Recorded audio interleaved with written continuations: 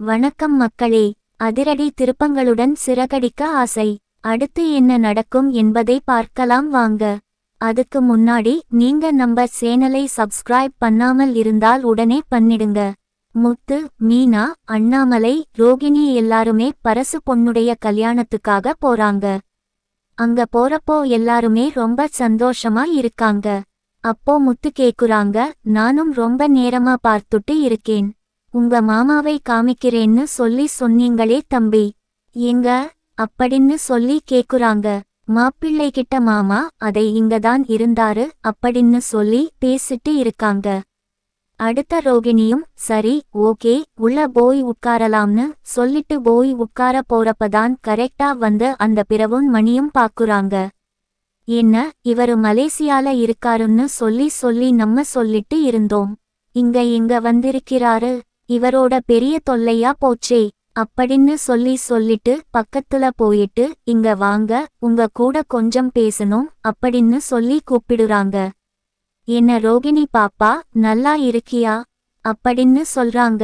நீங்க வேற கொஞ்சம் அமைதியா இருங்க, சத்தம் போடாம இந்த பக்கம் வாங்க அப்படின்னு சொல்றாங்க. ஏம்மா என்னாச்சு அப்படின்னு சொல்லி கேக்குறாங்க.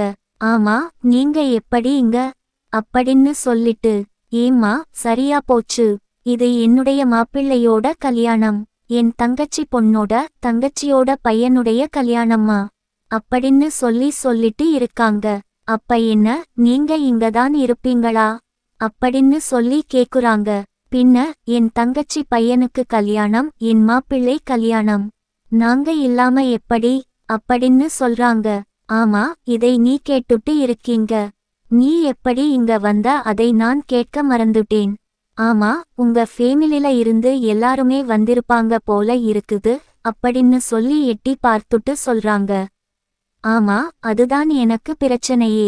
இப்போ எல்லாரும் சேர்ந்து இப்ப உங்களை பார்த்துட்டா, அதுவும் குறிப்பா முத்து என்ன 6வது பார்த்துட்டாங்கன்னா அவ்வளவுதான் அப்படின்னு சொல்லிட்டு இருக்காங்க. எதை பார்த்து? அதுக்கு நான் என்னமா பாப்பா பண்ண முடியும் அப்படின்னு சொல்றாங்க. இல்ல நீங்க இங்க இருந்து கிளம்புங்க அப்படின்னு சொல்றாங்க. இது நல்லா இருக்கே, இது என் மாப்பிள்ளையோட கல்யாணம், நான் எப்படி இங்க இல்லாம இருக்க முடியும்? என் தங்கச்சி என்ன சொல்லுவா, அவ்வளவுதான் அப்படின்னு சொல்லிட்டு இருக்காங்க. அதுக்கு நான் என்ன பண்ண முடியும்? நீங்க இங்க இருந்து கிளம்புங்க, ஃபேமிலி எல்லாத்தையும் நான் கூட்டிக்கிட்டு எல்லாம் நான் கிளம்ப முடியாது அப்படின்னு சொல்றாங்க.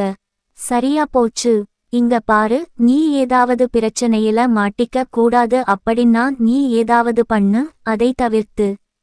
இப்ப நான் அன்னைக்கே சொல்லிட்டேன், இனிமேல் ஏதாவது காரணம் வந்துச்சுன்னா நான் ஏதாவது என்னால சமாளிக்க முடிஞ்சா சமாளிப்பேன், அப்படி இல்லைன்னா நான் உண்மையை சொல்லிடுவேன்னு சொல்லிட்டேன்ல பாப்பா.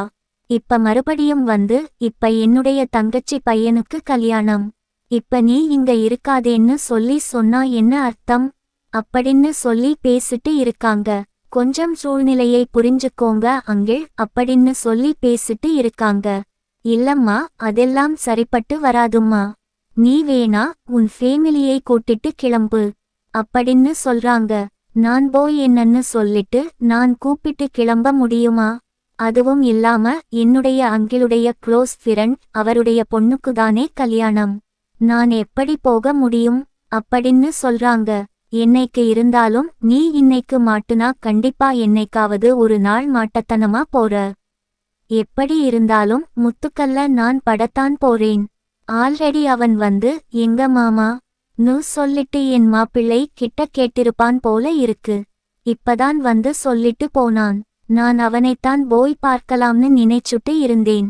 கடைசில பார்த்தா அது முத்துன்னு எனக்கு இப்பதான் தெரியுது. நான் எவ்வளவு நேரத்துக்கு வந்து முத்துவை பார்க்காம நான் ஸ்கிப் பண்ணிட்டே போயிட்டே இருக்க முடியும்? எப்படி இருந்தாலும் அவன் கண்ணுல நான் பட்டுதானே ஆக முடியும் அப்படின்னு சொல்றாங்க. இப்ப என்னதான் பண்றது அப்படின்னு கேக்குறாங்க. நீ ஒண்ணு பண்ணுமா? நீ எதுக்காக இப்படி எல்லாம் போய் சொல்லிட்டு இருக்கேன்னு எனக்கு தெரியாது. உன் வாழ்க்கையை காப்பாத்திக்கிறேன்னு நீ அன்னைக்கு சொன்னேன். ஆனா இது என்னமோ தப்பா ரைட்டா எனக்கு தெரியாது. நீ தயவு செய்து உண்மையெல்லாம் சொல்லிரு, அப்படி இல்லைன்னா எல்லாத்துக்குமே பிரச்சனை. உன்னோட சேர்ந்து இருக்கு எனக்கு, வித்யா, பாப்பாக்கு எல்லாத்துக்குமே தான் பிரச்சனை. இதுக்கு மேல என்கிட்ட எந்த ஹெல்ப்பும் கேட்காத அப்படின்னு சொல்லிட்டு போயிடுறாங்க. அடுத்ததா ரோகிணி என்ன பண்றதுன்னு தெரியாம இங்க இருக்கறவங்களை நம்ம எல்லாத்தையும் அழைச்சிட்டும் போக முடியாது. இவரும் வந்து யாராவது கண்ணுல பட்டா என்ன பண்றதுன்னு தெரியாம யோசிச்சுட்டு நின்னுட்டு இருக்காங்க. அடுத்ததா முத்துவும், எங்கடா உங்க மாப்பிள்ளை? மாப்பிள்ளை எங்க? உங்க மாமாவை தான் நான் பார்க்கணும்னு காலையில இருந்து பார்த்துட்டே இருக்கேன். இவ்வளவு தூரம் கல்யாணத்துக்காக வந்திருக்காங்க பண்றாரு, இவ்வளவு ஹெல்ப் பண்ணிட்டு இருக்காரு, அதை நான் யாருன்னு பார்க்க வேண்டாமா அப்படின்னு சொல்றாங்க. ஆமாங்கம்மா, இப்பதான் நானும் வந்து அவர்கிட்ட சொல்லிட்டு இருந்தேன் உங்களை பார்க்கணும்னு சொல்லி. அவரும் தான் சொல்லிட்டு இருந்தாரு அப்படின்னு சொல்லி பேசுறாங்க. இதெல்லாத்தையும் ரோகிணியும் கேட்டுக்குறாங்க. இப்ப என்ன பண்றதுன்னு தெரியலையே அப்படின்னு சொல்லிட்டு, ஏதாவது நம்ம வந்து இங்க நடக்கக்கூடாத விஷயம் நடந்தா மட்டும் தான் இந்த கல்யாணத்துக்கு இது நின்னா மட்டும் தான் இது நடக்காம இருக்கும் அப்படின்னு சொல்லிட்டு இந்த கல்யாணத்தை நிறுத்துறதுக்கு ஏதாவது ட்ரை பண்ணணும்.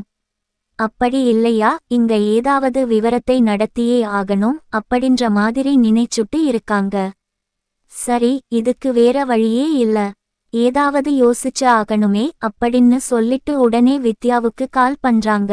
கால் பண்ணி நடந்த விஷயத்தை எல்லாம் சொல்றாங்க. வித்யா சொல்றாங்க, ஏய் இங்க பாரு, நீ மாற்றதுக்கு ரொம்ப நாள் கிடையாது, பக்கத்துல நெருங்கிருச்சு போல இருக்கு அப்படின்னு சொல்றாங்க. ஏய் இங்க பாரு, இதெல்லாம் பேசிட்டு என்னை டென்ஷன் ஏத்திட்டு இருக்காத, இந்த கல்யாணத்தை நான் நிறுத்தி ஆகணும், ஏதாவது பதில் சொல்லு அப்படின்னு சொல்றாங்க. என்னடி விளையாடுறியா? இன்னைக்கு கல்யாணத்துக்கு போயிட்டு இப்ப கல்யாணத்தை நிறுத்தணுங்கிற பாவம் வேண்டி? அது அவங்க 2 பேரும் லவ் பண்ணி கல்யாணம் பண்ணிட்டு போறாங்க அப்படின்னு சொல்றாங்க. என்ன மத்திய விளையாடுறியா இன்னைக்கு அப்படின்னு சொல்லி கேக்குறாங்க. நீதான் விளையாண்டுட்டு இருக்கற. ஒருத்தவங்களுக்கு ஒருத்தர் லவ் பண்றது ஒவ்வொருத்தவங்களுக்கும் எவ்வளவு மனசு பிடிச்சிருக்கும். பிடிச்ச உடனே லவ் பண்ணுவாங்க. அந்த கல்யாணத்தை போய் நிறுத்துறியா? அது பாவமான விஷயம். இனிமேல் எனக்கு தயவு செய்து இந்த மாதிரி ஹெல்ப் பண்ணலாம் என்னை கூப்பிடாத அப்படின்னு சொல்றாங்க. என்ன நீ ஓவரா பேசிட்டு இருக்கற? லவ் பத்தி என்னமோ இவ்வளவு தூரம் பேசுற, லவ் பண்றவளாட்ட அப்படின்னு சொல்லி கேக்குறாங்க. ஆமா, நான் ஒருத்தர் லவ் தான் பண்றேன், இப்ப என்ன உனக்கு அப்படிங்கிற மாதிரி வித்யாவுக்கு சொல்றாங்க. இங்க பாரு, உன்னுடைய கதையெல்லாம் அப்புறம் பேசிக்கலாம், ஏதாவது சொல்லு, இல்லைன்னா மண்டபத்துக்கு கிளம்பி வா அப்படின்னு சொல்றாங்க. 4 அந்த பாவமான விஷயத்தை எல்லாம் நான் பண்ணவும் மாட்டேன், என் காரணத்தை கொண்டு அப்படின்னு சொல்லிட்டு போன வச்சர்றாங்க வித்யா. ரோகிணி யோசிக்கிறாங்க, இவ்வளவு கால் பண்ற நேரத்துக்கு நாமளே ஏதாவது யோசிச்சு வந்திருக்கலாம் அப்படின்னு சொல்லி யோசிச்சுட்டு இருக்காங்க. அப்போ போய் வித்யா கிட்ட சொல்றாங்க, ஏங்க ஆண்டி, இந்த கல்யாணம் நீங்க நடக்கும்னு நினைக்கிறீங்களா அப்படின்னு சொல்றாங்க. ஏன்மா இப்படி சொல்ற அப்படின்னு சொல்லி கேக்குறாங்க. இல்லைங்க ஆண்டி, 2 பேரும் ஓடிப்போக ட்ரை பண்ணிருக்காங்க, அதுக்கப்புறம் முத்து மீனா வந்தா வழுக்கட்டாயமா கூட்டிட்டு வந்திருக்காங்க, இப்ப மறுபடியும் கல்யாணம் பண்றாங்க, இதெல்லாம் சரியா வரும்னு நினைக்கிறீங்க? லவ் பண்ணி கல்யாணம் பண்றவங்க எத்தனை நாள் சேர்ந்து வாழ்ந்துட முடியும் அப்படின்னு நினைக்கிறீங்க அப்படின்னு எல்லாம் ஒரு மாதிரி பேசுறாங்க. இதை கேட்டுட்டு, ஏன் நீ ஒரு மாதிரி பேசிட்டு இருக்க? என்ன வேற ஏதாவது பிரச்சனை இருக்கா? உனக்கு ஏதாவது தெரியுமா அப்படின்னு சொல்லி கேக்குறாங்க. அதெல்லாம் ஒன்னும் இல்லைங்க ஆண்டி அப்படின்னு சொல்லி பேசிட்டு இருக்காங்க. அப்போ கரெக்டா ஸ்ருதியும் வராங்க. ஸ்ருதி இதெல்லாத்தையும் கேக்குறாங்க. அப்போ ஸ்ருதி சொல்றாங்க, எங்க லவ் பண்ணி நானும் ரவியும் தான் கல்யாணம் பண்ணிட்டோம், இப்ப நாங்க 2ம் நல்லா இல்லையா? நாங்க 2 பேரும் சந்தோஷமாதான் இருக்கோம், எதுக்கு இப்படி எல்லாம் நீங்க பேசிட்டு இருக்கீங்க நெகட்டிவா அப்படின்னு சொல்லி பேசிட்டு இருக்காங்க. இதை கேட்டுட்டு, சரி ஓகே, இனிமேல் நம்ம ஏதோ இங்க எல்லாம் நம்ம ஓபனா பேசுனோம்னா நம்ம மாட்டிக்குவோம், கண்டிப்பா நம்ம மேல எல்லாத்துக்கும் சந்தேகம் வந்துரும், என்ன பண்றதுன்னு தெரியலையே சொல்லி யோசிச்சுட்டு இருக்காங்க. அப்போ கரெக்டா முத்து மாமா பார்க்கணும் அப்படின்னு சொல்லிட்டு மாப்பிள்ளைய கூட்டிட்டு போறாரு. இந்த இடத்துல ஏதாவது தடுத்தே ஆகணுமே அப்படின்னு சொல்லிட்டு வித்யா கால் பண்ணி, நீ ஒரு நிமிஷம் முத்துக்கு கால் பண்ணி அவசரமான சவாரி சொல்லி மட்டும் போன் பண்ணு. மத்ததை நான் பார்த்துக்கிறேன் சொல்றாங்க. என்னமோ பண்ணி தொழ அப்படின்னு சொல்லிட்டு உடனே போன் பண்றாங்க. முத்துக்கும் கால் பண்ணிட்டு, ஏங்க இங்க பாருங்க, ரொம்ப அர்ஜெண்டா வெளியில போகணும், கொஞ்சம் சீக்கிரம் வரீங்களா அப்படின்னு சொல்லி வித்யா கால் பண்றாங்க. என்னங்க, நான் கல்யாணத்துல இருக்கேன், என்னால முடியாது அப்படின்னு சொல்லி பேசிட்டு இருக்காங்க.